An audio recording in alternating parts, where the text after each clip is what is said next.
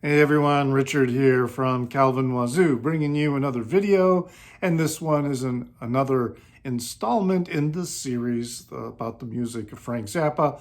Frank Zappa, one album at a time. Now, yes, my channel is primarily focused on vinyl releases, but of course with Frank Zappa's catalog, there are going to be releases that were only available on CD. They were not pressed in vinyl. And there is a new release that, some of you are probably already aware of and might be interested. And that's what I'm going to be talking about today.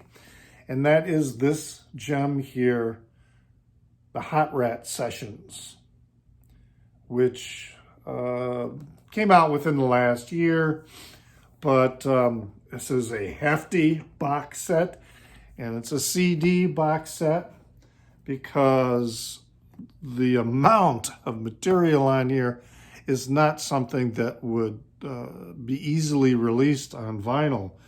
There are 6 CDs, and all but 2 of them are 70 plus minutes in length. And the 2 that are not 70 minutes are pretty darn close to being 70 minutes. Disc 3 is 68 minutes, 57 seconds. Disc 5 is 69 minutes and 8 seconds. And to have these 6 CDs released on vinyl would make an enormous box set. And also, it would still be virtually impossible to present everything that you get with this on here. For example, on disc number 3, I believe it is, or is it disc? It's disc 4. Disc 4 has, and I'll talk about it in a minute in more detail, has a track that is 32 minutes and 42 seconds long. You can't get that on a single side of an album.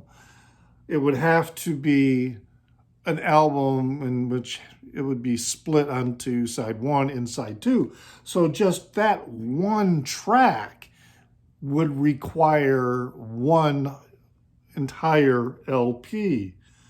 And there are a couple other lengthy tracks on here like that, such as I quickly look about, well, there's one that's 27 minutes and 56 seconds on disc 3. Yeah, so this is not something that is easily released on vinyl, but works as a CD box set. Also, tangentially related to this purchase was this that I also picked up, the Hot Rats book. Very interesting. I've gone through it, but it's got great photos, and it's got some material, a Q&A with Amit, who is, who I believe was one of the principals in getting this put together and released. So it's a Q&A with Amit done with Bill Gubbins. So I'll talk about that a little more shortly. So I'm going to also mention that you gotta be a really hardcore, geeky fan, probably, of Zappa's to justify the expense in getting this. I mean, this is an $80 set, somewhere around there. It's available on Amazon, but when it's no longer available, you're going to see this in the secondary market going for a much higher price. And unless you are really into some of the outtakes and listening to this from that perspective, it's not going to justify, the expense is not going to justify you buying this. But if you could be two kinds of individuals here. One, the super hardcore Zappa fan who is interested in everything Zappa related, and you've got a large collection of his material, which includes me. I mean, I have an original copy on the Bizarre label of Hot Rats. I have a copy on the Pink Splatter vinyl that was released by Zappa Records through Newberry Comics. I have, the CD that was released that has some slight variations in some of the takes on some of the songs. I'm a Zappa completist in that way. So if you're falling into that category, this is something you should consider picking up. The other category is, are you a musical engineer or a sound engineer who is also a Zappa fan? So even if you're not necessarily a completist in terms of collecting Zappa, but you are involved in recording music, editing music, working with various types of recording equipment, this is going to be, I think, of great interest and value to you as well, because of all the other various takes in everything. It's really, really quite fascinating listening from that perspective. So let me start talking a little more about this hefty package of music. So the cover, as you can see, is not the same as the original Hot Rats. This is there were other photos in that photo shoot of the woman who was the model for those images, and I'm going to quickly see if I can find who that is. Cover photos, Andy Nathanson. That is the photographer. The model, however,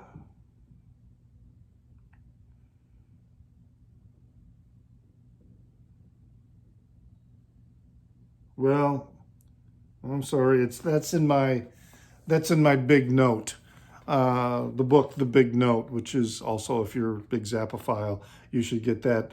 Identifies who the model was. But so here's the booklet that's on the inside, which has, it opens with the same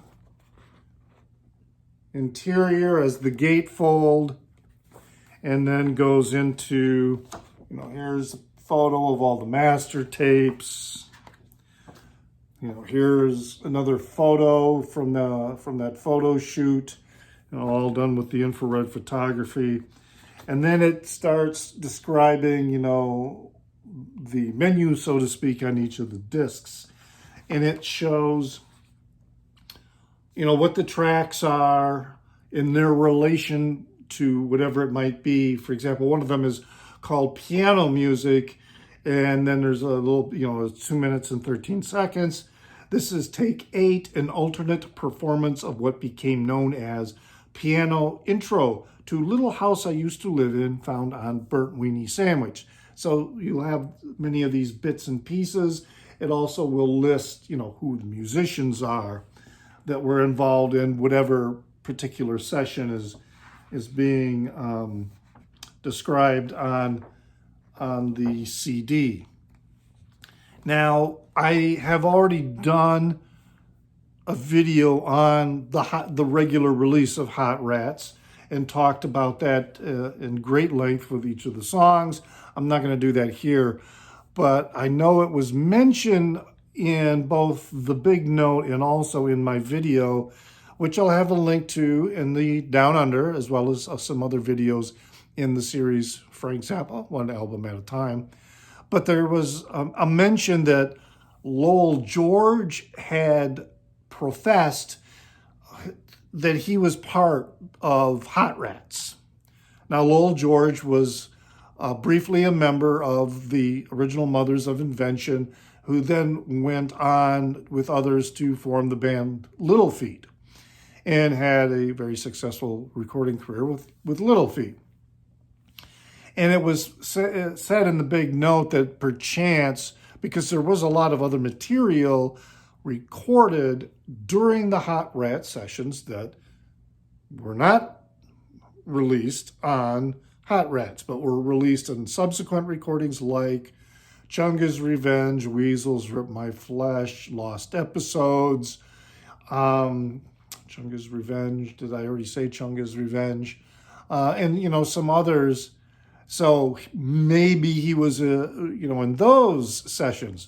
But after going through this booklet and all the sessions that are mentioned here and looking at the names of the musicians who are credited with being involved in that session, Lowell George's name never came up.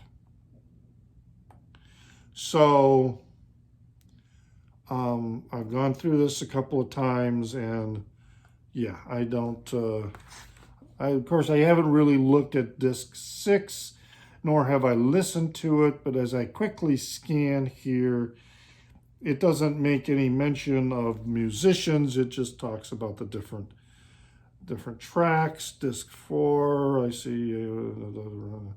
No, I don't see Lowell George's name show up on any of these songs.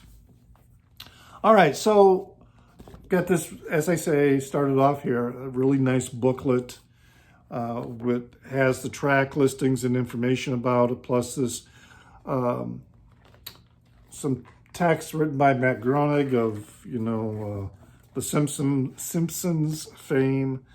Great photos from the session, so really good stuff. Plus the back here in the back cover, Frank talks about, the idea for Hot Rats. That's where I got the idea for the title for the Hot Rats album. There's a recording that I picked up in Europe that had The Shadow of Your Smile with Archie Shepp playing on it. And he played the solo that just sounded to me immediately like there was this fucking army of preheated rats screaming out of his saxophone. That's what it sounded like. And that's how he came up with that name. So really nice booklet we got here. Then on the cover, there's one song, as you know, on Hot Rats that has vocals. The rest of them are all, and even that song is primarily instrumental.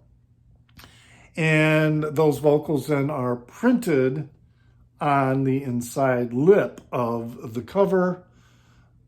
From Willie the Pimp, I'm a little pimp with my hair gas back, pair of khaki pants with my shoes shine black. Got a little lady, walk that street, telling all the boys that you can't beat. $20 bill, I can set you straight. Meet me on a corner, boy, and don't be late.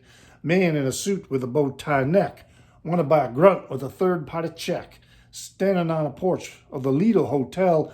Floozies in the lobby, love the way I sell. And then on the outside, hot meat, hot rats, hot zits, hot wrists, hot Ritz, hot roots, hot suits. So that's how those lyrics get covered. Then on the inside, we have this nice little handy ribbon for lifting the other material out of the box. Really nice touch, because then you're not having to dig into the box, which even though the box is quite sturdy, it's just a nice touch for lifting the elements out of the box without damaging the box. And inside then is It's very hard cover, sturdy board, and then the 6 discs inside. Covers again of the actual session boxes. And then there's this other stuff that is actually a board for a board game, which is called Zappa. Pretty much is modeled after the children's game of Candyland. It has rules. And then it has these punch-out cards, that are associated with the game, with the colors, etc. And then, as you can see, which of course I'm not going to do anything with. I'm just going to keep these inside the box, never to play the game, simply because I'm not interested in playing the game. I'm sure that, if that was something that, I wanted to do, I would. I'm not too worried about it losing any value because I did that, although I'm sure it would lose resale value. And then inside is this little bag of guitar picks, which is pretty cool. But these are the pieces to that board game. So that's the packaging of the set. Let's now talk about the release itself. So as I mentioned, there are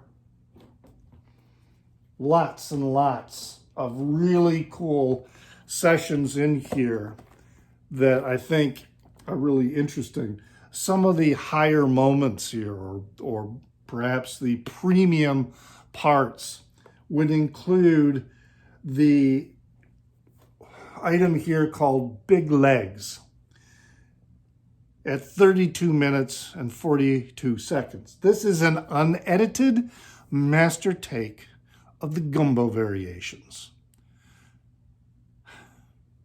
32 minutes of the Gumbo Variations. Just amazing. And then there are these other pieces, such as on disc 3, one that's called Another Waltz, unedited master, 27 minutes and 50 seconds. And, then it'll talk about, all right, so I go look up Another Waltz. This is portions released in the edited final master of Little House I Used to Live In on Burt Weenie Sandwich. So, during the session, it was called Another Waltz. And it's also very interesting that a lot of the music, I don't know how familiar you are necessarily with music and time signatures, but a lot of the music, most of the music is in 3/4 time. But the cool thing about this extended version, this 27-minute version of the music that eventually became Little House I Used to Live In, is hearing, the entire piece, and then, recognizing the bits that were used and eventually released on Burt Weenie Sandwich. Then you've got the unedited master of the Lil Clanton Shuffle, which was released in an edited form on the Lost Episodes. Then the Arabesque, different ones that became Toads of the Short Forest on Weasels Rip My Flesh. The different piano transitions.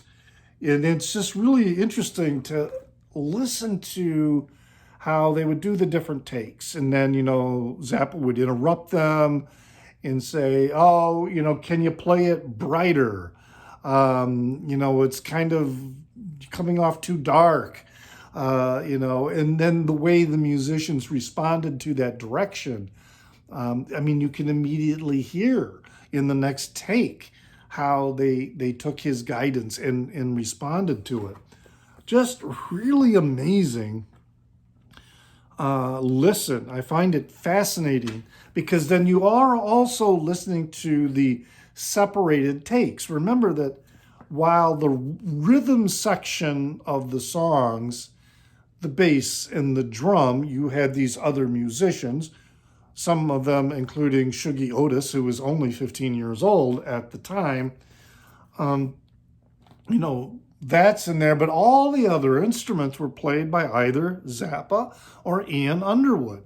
So you would have to have these other parts because a piece might have both piano and some woodwinds that completely supplied by Ian Underwood. And so you hear these different takes that are the layers of the music. And so you're listening to these rhythm tracks, to these songs that you know really, really well. And you're kind of, your mind is adding the other layer, of the other music that gets layered into this. And it's just, to me, it was really fascinating listening all the way around. I mean, I could easily see myself listening to this a lot. And then, of course, going back to the official releases and listening to how everything was put together. It's just a really amazing package. Ahmet did a really good job with this release. The one thing I do have a question about is the hype sticker said that, I still have the hype sticker, and I don't know what I'm going to do with it. The 6-disc box set celebrating the 50th anniversary of Frank Zappa's legendary first solo outing.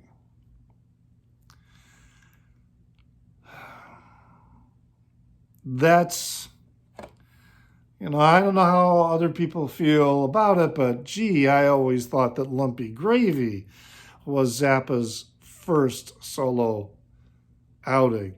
I mean, it was so solo that he was working with Capitol Records before Verve came back to him and said, "Hey man, we got you under contract. You can't be doing this." And he had some members of the Mothers working with him, but he had some members of the Mothers working with him in this as well. I don't know. That's Ahmet saying that, I guess. But I really find that dubious. I personally feel like Lumpy Gravy was the first release. So when I ordered this, I also ordered this book. I've looked at all the photos, from the sessions, And that's the other thing too about the layers of music that you hear with the box set, because you then hear how Zappa broke down the guitar parts, okay, where he'll be doing one take for a guitar part on maybe The Son of Mr. Green Jeans or Willie the Pimp, and you hear him playing more like a rhythm, but then he'll also play a solo during that take, and then there'll be another take where he's mostly doing the solo, but then you hear him slip into some like rhythm playing, which is so that the solo playing that happened in the rhythm take, comes through. And then there may even be a third guitar take, and then this all gets put together and they're like one takes. So, he's got it in his mind what this finished product, what the finished piece with everything put together is going to sound like. And he's going through and playing, knowing exactly where he is, at that time, so that it can be smoothly put together. But even with that concept in mind, Hot Rats was also a session, and I mentioned this in my earlier video, where Zappa employed this concept notion. There wasn't a lot of sheet music going into the sessions. Most of it was written during the sessions. And Zappa would come up with the theme and this idea and share it with the other musicians and kind of let them develop something with that, so there was a degree of spontaneity that he was requesting from the other musicians, and then he would provide feedback, and then they would settle on it and then work on that and bringing it all together. Really incredible kind of material and notion. And so there he is playing with the Gibson. Really nice, kind of a coffee table style book. Definitely, worth the investment. I am really pleased with this product, and like I say, it's just something that you should get as quickly as you can, because I'm presuming there's going to be limited numbers of this. And Amazon, they kind of hype things up. Oh, we've only got a few more available. But because this was released a while back, that might be the only way you can get something at original price, because already this is selling for substantially more, anywhere from 20 to 30% more in places like Discogs or other vendors. They're asking money for it. But get it. To me, it's very much worth it. Please leave comments in the Down Under, and especially if you've purchased this and listened to it. I have seen other videos out there of people doing like unboxing, etc. A little bit of kind of what I did, and their reactions to it are very similar to mine, that this is really, really quite amazing material, but also not necessarily, because of the expense, not necessarily something that the casual Zappa fan, even if you really dig Zappa's material, it's probably an expense that you do not want to incur. But leave some comments down under. I hope you like and share my video. And as always, switching up my ending a little bit, encouraging you to please remember to pray for the people inside your head, for they won't be there when you're dead.